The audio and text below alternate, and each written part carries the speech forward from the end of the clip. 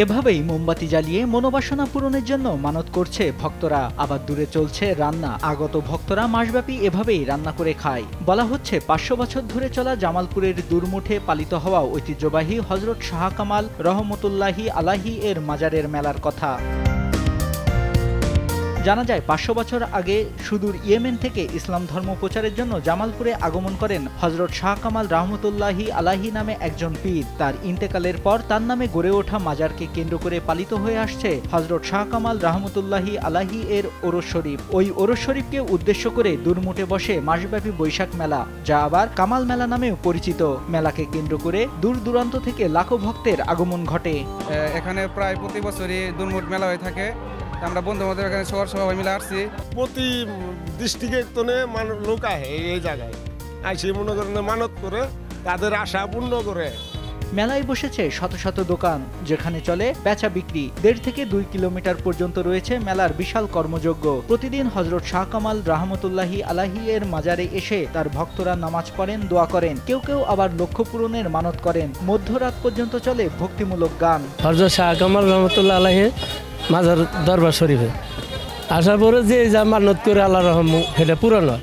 বাবার মাজারে মনে করেন কেউ কেউ আসে, মনে করেন মনের আশা পূরণের জন্য আসে, ইনশাল্লাহ মনের আশা পূরণ হয়। কেউ কেউ আছে মনে করেন সিনি করতে আসে।